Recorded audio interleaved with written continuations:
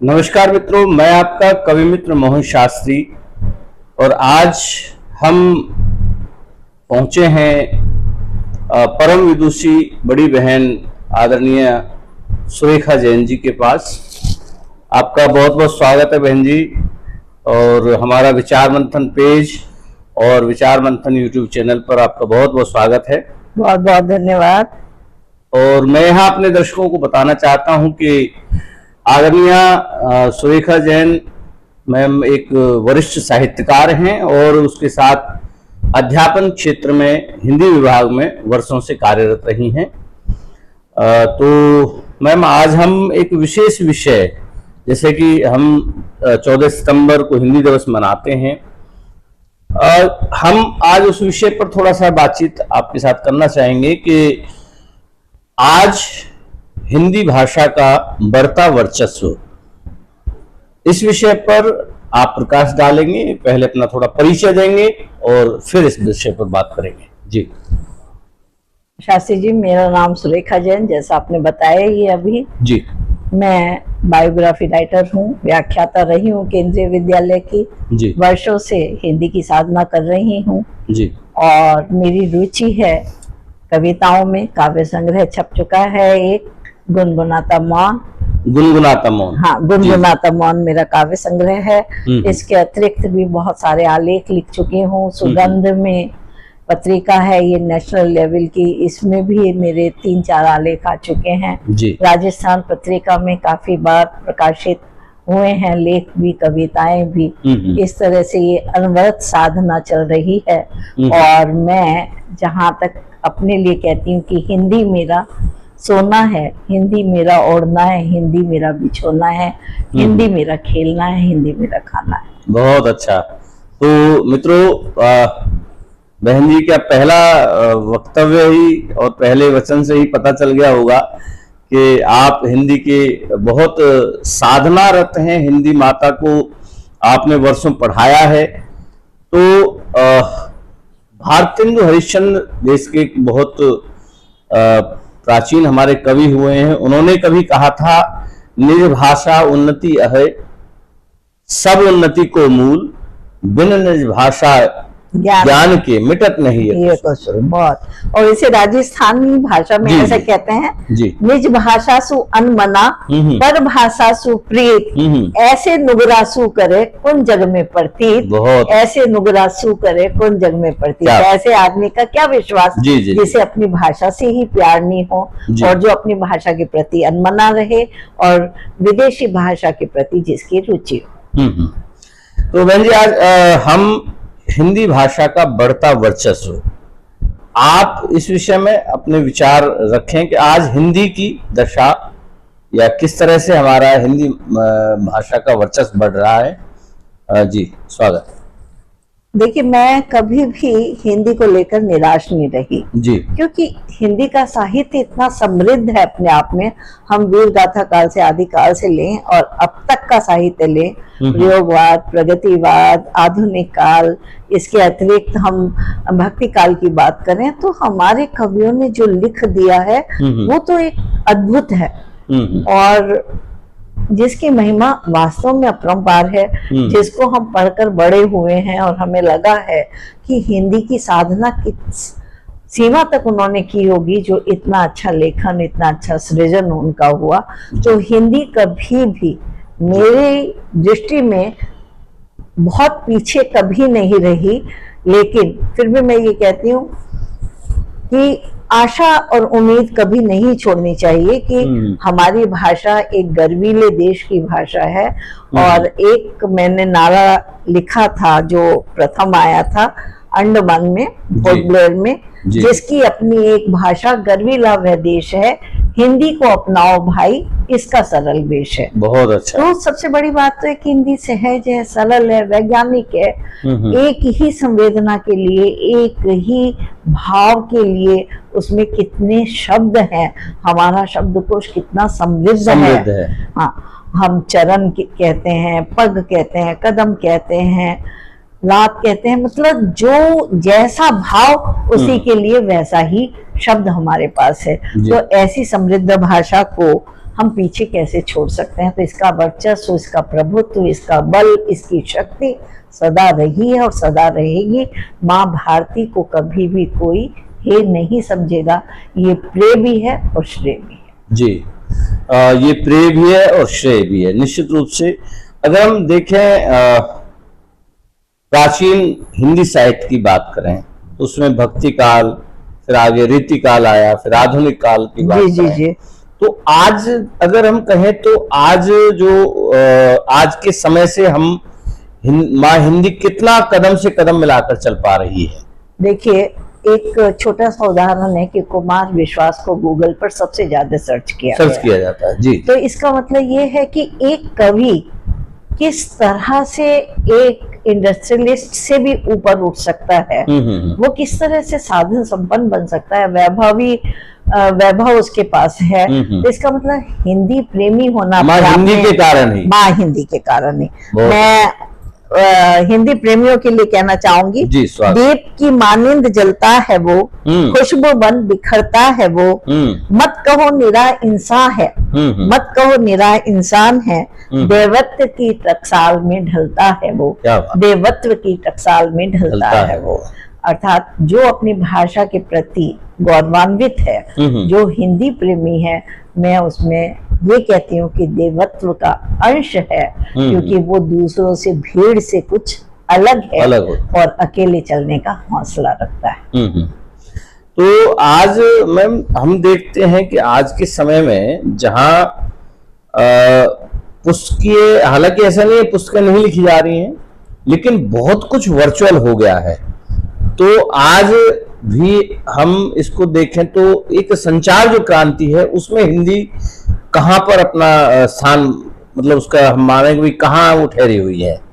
देखिए, पुस्तकीय ज्ञान हमें हिंदी का मिलता है जी। और वर्चुअल संसार में भी, आभासी दुनिया में भी हिंदी ने अपना स्थान पूरी तरह से इस पे अपनी जगह पे अधिकार किया हुआ है, कब्जा है उसका। क्योंकि आप देखिए कि इतने सारे वेब पेज आप देखते हैं, इतनी सारी साइट हैं जिस पर कविताएं लिखी गई हैं, कविता लोक है, करोड़ों की संख्या में, करोड़ों की। आप पढ़ने वाले चाहिए, पढ़ने वाले जिंदगी बिता दो। बिल्कुल, दिव्य प्रकाश दुबे आप पढ़िए, निखिल सचान को आप पढ़िए, ऐसे नए नए कवि उभरे हैं और इस तरह से लिखा है उन्होंने कि हमें लगता है कि हिंदी भाषा में इस तरह से भी लिखा जा सकता है। जा रहा है। सबसे बड़ी चीज है नज्म क्या, गजल क्या, नाटक क्या, संस्करण क्या, रिपोर्टाज क्या, इतनी विधाएं हैं।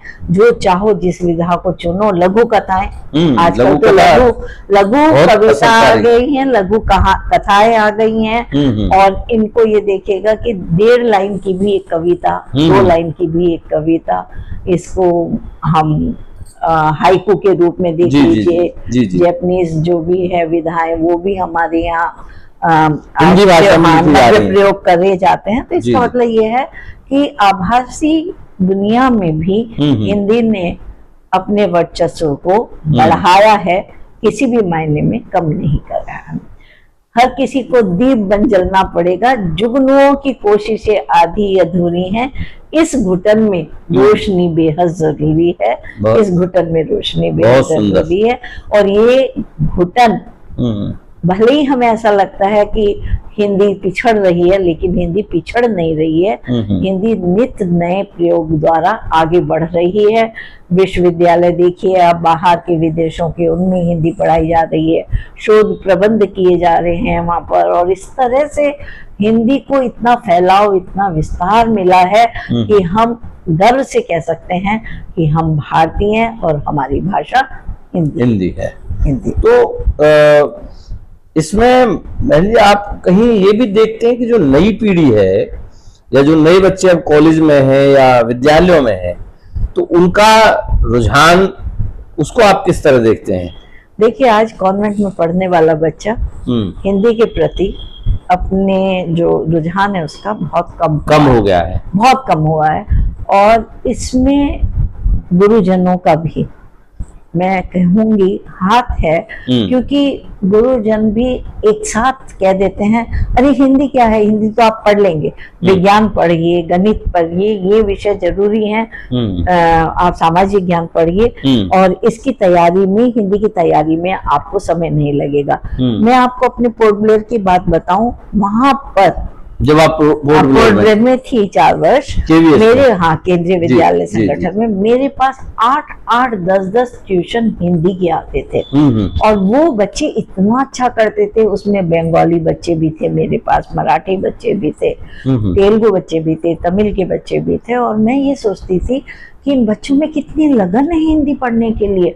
हमारे उत्तर भारत का कोई भी विद्यार्थी इतनी साहित्यिक हिंदी नहीं लिख सकता जितना वहाँ का बंगाली बच्चा और जितना वहाँ का तमिल बच्चा मुझे गद्यांश की व्याख्या करके दिखाता। तो मेरा मन बहुत खुश होता था। मैं सोचती थी कि वास्तव में हिंदी के ट्यूशन लेकर ये बच्चे कितना आगे बढ़ गए हैं। और एक बच्चे के वहाँ पर जब 100 में से 99 नंबर आए तो 99 नंबर देख के मैं बेहद मुझे प्रसन्नता हुई। उसके लिए प्राचार्य की सराहना भी मिली कि आपने अच्छा कार्य किया। तो हिंदी को बढ़ाना मैंने अपना मकसद बनाया, अपना उद्देश्य बनाया। और मुझे ये लगता है हिंदी शिक्षिका होने के नाते मेरा ये दायित्व है कि मैं हिंदी के प्रचार प्रसार में कहीं भी कोताही ना बरतूं। मतलब इसमें कहीं ना कहीं जो उनके बच्चों के अध्यापक हैं, चाहे वो जूनियर क्लासेस में हो, छोटी क्लास के हों या बड़ी क्लासों के हों, उनको आगे बढ़कर आना पड़ेगा। वैसे आज मैं देखता हूँ परिदृश्य बदल तो रहा है। जी जी जी। तो अगर हम इस बात को और आगे बढ़ाएं तो आज प्रिंट मीडिया और जो इलेक्ट्रॉनिक मीडिया है वहां कहाँ अपनी हिंदी ठहर रही है? देखिए, प्रिंट मीडिया में हिंदी का वर्चस्व बढ़ा है, कम नहीं हुआ है जी। हिंदी पढ़ने वाले पाठक हमारे बढ़े, सुनने वाले, पढ़ने वाले बढ़े। और आप देखिए चैनलों की जो भरमार है मीडिया में, इतने चैनल आए हैं।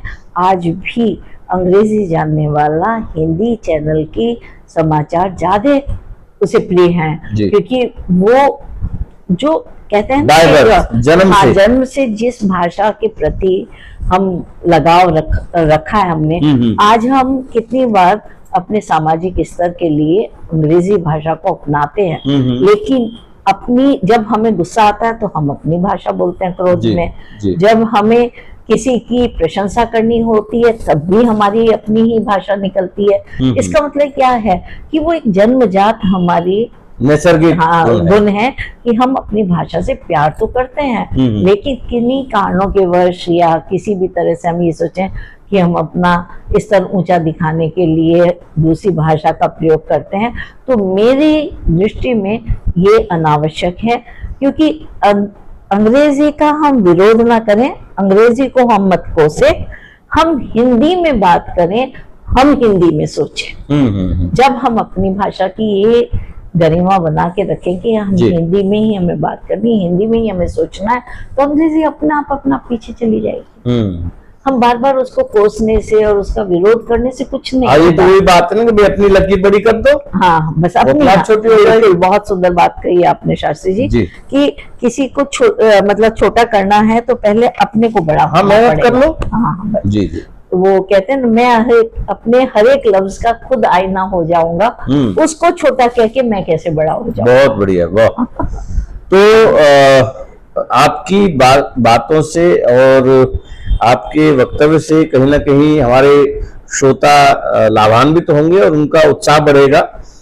तो ये प्रिंट मीडिया हो गया हमारा और पुस्तकीय हो गया। आज का जो एक लेखक या साहित्यकार है, कई बार देखते कुछ नए बच्चे भी जुड़ते हैं, तो ऐसे जो नए साहित्यकार या साहित्य की तरफ जो मुड़ रहे हैं लोग, उनके लिए आप क्या कुछ कहेंगे?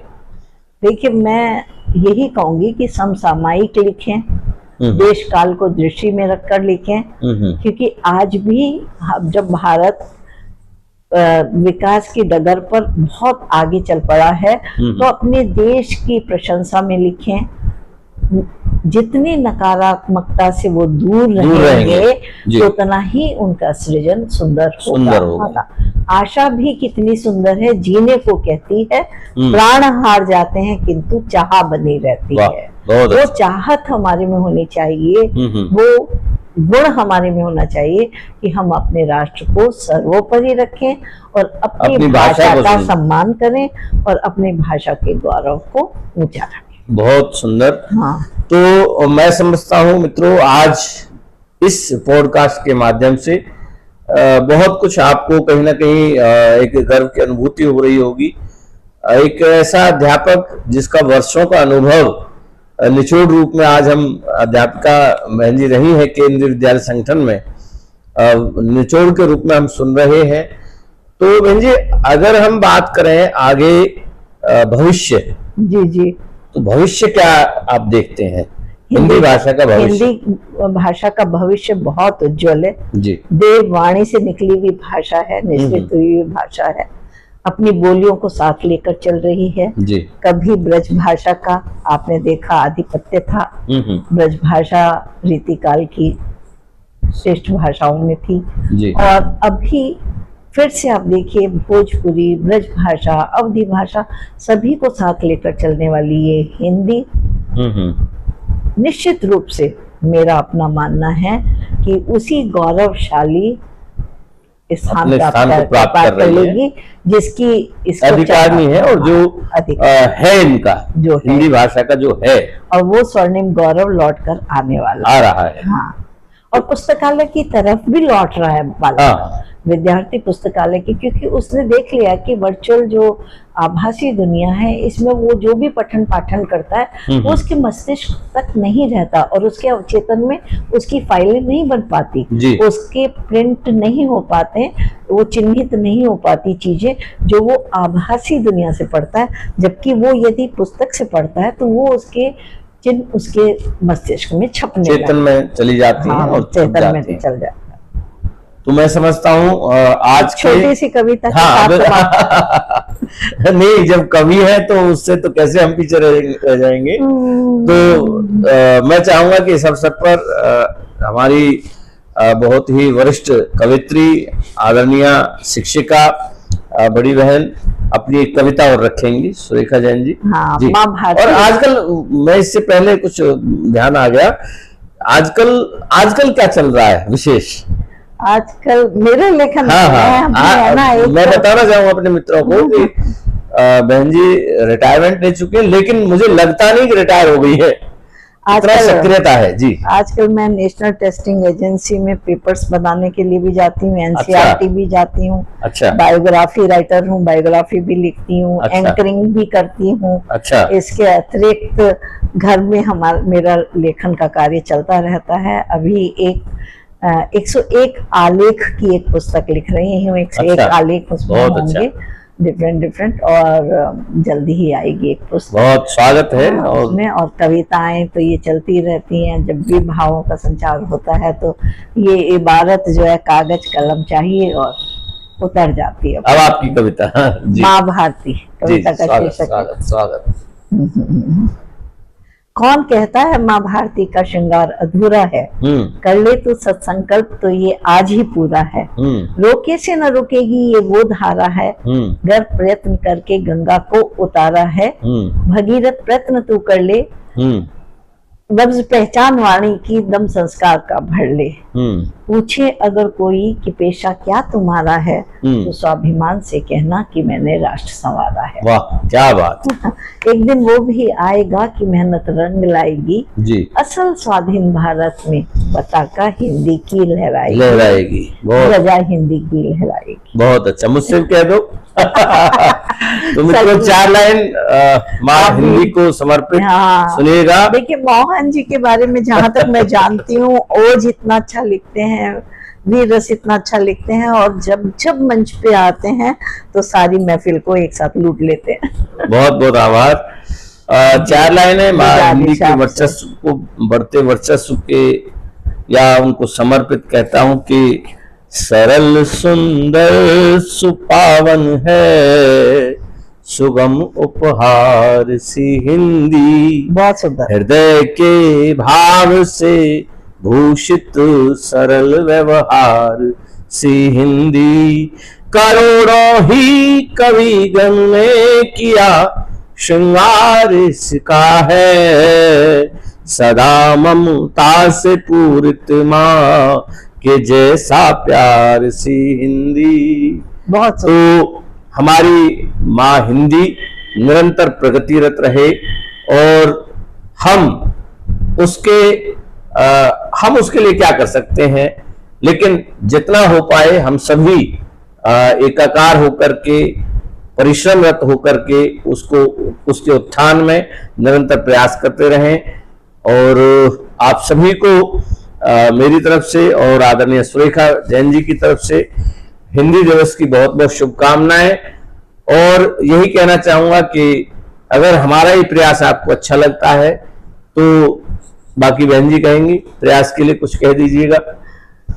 मोहनलाल शास्त्री जी, जो कार्य आप कर रहे हैं ये, और साहित्यकारों को एक मंच पर लाने का कार्यक्रम, और इसके अलावा खिलाड़ियों को मंच देने का कार्यक्रम, इनके पॉडकास्ट को आप एक सराहनीय प्रयास समझते हुए आगे बढ़ाइएगा और अपनी पसंदीदा प्रोग्राम में इसको शामिल कीजिएगा।